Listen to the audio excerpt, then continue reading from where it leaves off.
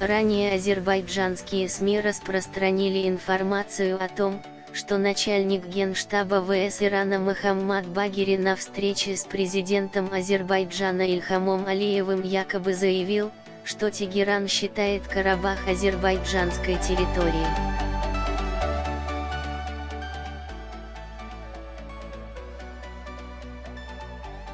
Однако в иранских источниках подобной информации не было.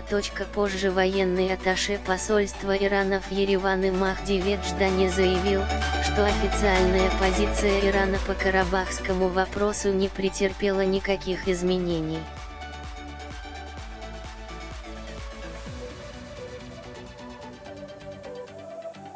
По словам Восканина, в первый день визита Багери в азербайджанской прессе появилась неверная информация, которая, к сожалению, была перепечатана на русскоязычной версии иранского агентства ИРНА.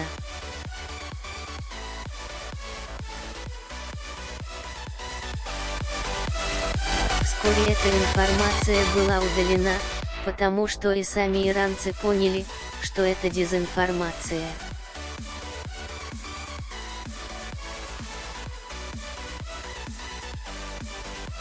Во всяком случае, неприятно, что она появилась в иранской прессе, хотя только на русскоязычной версии, сказал Восканин.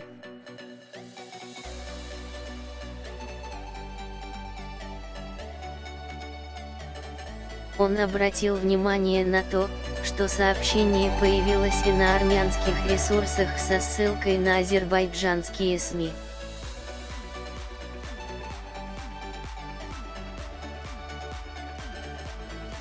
Некоторые СМИ гонятся за сенсацией, или у журналистов недостаточно профессионализма.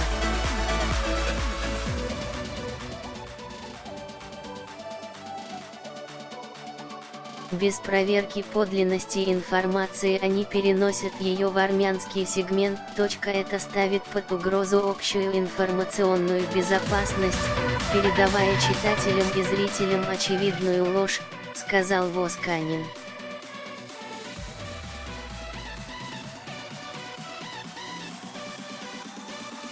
Эта ложь направлена именно на создание беспокойства в обществе. А СМИ выступают посредниками в этом.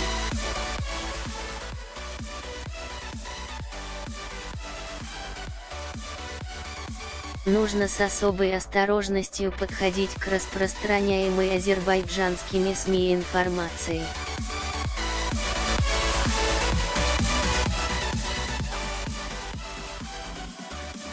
Он отметил, что Минобороны Армении отреагировала, организовав встречу военного атташе посольства Ирана в Ереване Махди Ведждани с начальником управления по оборонной политике Минобороны Армении Ливаном Айвазяном.